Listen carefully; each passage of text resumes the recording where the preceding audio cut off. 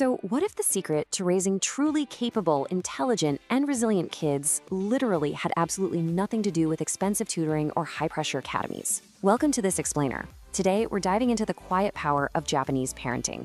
We're going to see how incredibly simple, grounded daily routines, just the everyday habits at home, can actually dramatically improve a child's cognitive development and really set them up for lifelong success.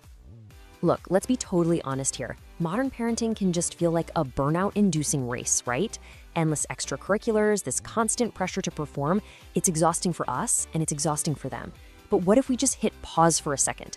The cultural observations we're digging into today suggest that the true foundation for high IQ and real resilience doesn't rely on theatrical praise or hyper-scheduling. It actually relies on the unglamorous stuff, what happens in the living room, the kitchen, and the bedroom on a random Tuesday afternoon. All right, part one. The power of ordinary habits. We are shifting from performance to consistency. To make this super practical for you, we're going to break this down into a logical, step-by-step daily framework that you can literally try out tomorrow.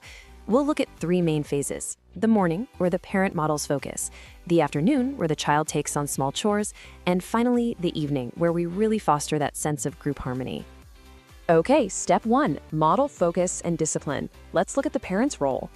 So in Japanese culture, a supportive home environment isn't just about what you explicitly tell your kid to do. It is entirely about what you show them. You're setting the stage by modeling self-discipline, whether that means showing the value of education by setting aside time for your own reading, or breaking your own daily tasks into manageable chunks, or just prioritizing a really solid diet and sleep schedule. You are quietly, day by day, laying the physical and mental foundation for their absolute best cognitive function. Moving right along to step two, small chores, big responsibility, integrating daily tasks. Now, in this framework, chores are absolutely not a punishment. They're a vital part of growing up. It starts simply by trusting them with age-appropriate tasks. And then comes step two, which honestly is usually the hardest part for us as parents. You kind of have to let them struggle a little. Try not to immediately rush in to rescue them when they can't fold that towel perfectly, or when putting away their shoes feels like this monumental, impossible task.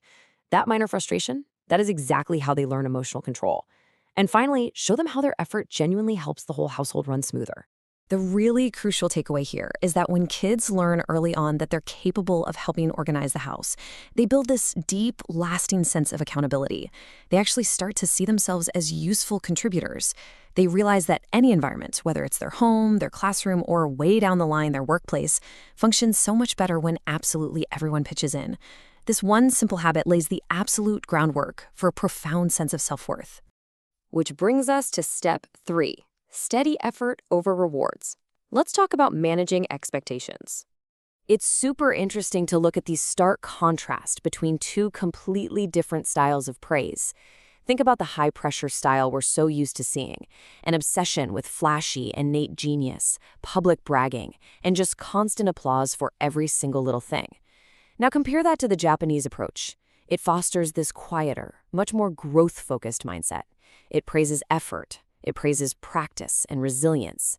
Don't get me wrong, the expectation to succeed is 100% still there, but it's tied to perseverance, not just being naturally gifted from day one. So as a supportive coach here, my advice is to try combining warmth with a little bit of restraint. You really don't need to overpraise every single thing they do. Let mistakes happen. Don't treat them like major disasters. By not treating your child as exceptional every single second of the day, you actually give them the space for true independence and emotional steadiness to take root. All right, step four, fostering family group harmony, the group mindset.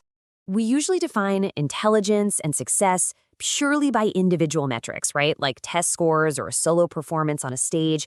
But this whole methodology challenges that idea completely. True intelligence requires cooperation. It requires timing and profound consideration for the group. Because as the saying goes, if you're a genius, but literally no one can depend on you, you aren't truly succeeding. So how do we actually do this? Well, by consistently asking questions that gently force them to think outside their own little bubble. Things like, hey, are you being considerate right now? Or are your actions disturbing others? They seem like small, almost passing questions, but making this a daily conversation trains kids to avoid acting impulsively and to really read social cues. You're shaping a powerful awareness that is going to make them incredible teammates and leaders in the future. Replacing constant applause with ordinary, unglamorous habits, that is exactly what equips kids with the quiet power of lifelong resilience. Responsibility, repetition, respect, self control, there is absolutely nothing flashy about any of those things, and that is precisely why they work so well. In a world completely obsessed with the individual spotlight and instant gratification, giving your child the gift of structure and high expectations, that is a total game changer. So, as you take these concepts from our explainer and start implementing these small but mighty steps into your own family's rhythm, I want to leave you with this final thought. Every time you ask them to organize their room, every single time you let them struggle through a tough problem, and every time you ask them to consider the family's harmony, you are actively shaping the community they're going to build tomorrow. Start small in the morning, model that focus, and just watch that quiet power grow. Thanks so much for joining me.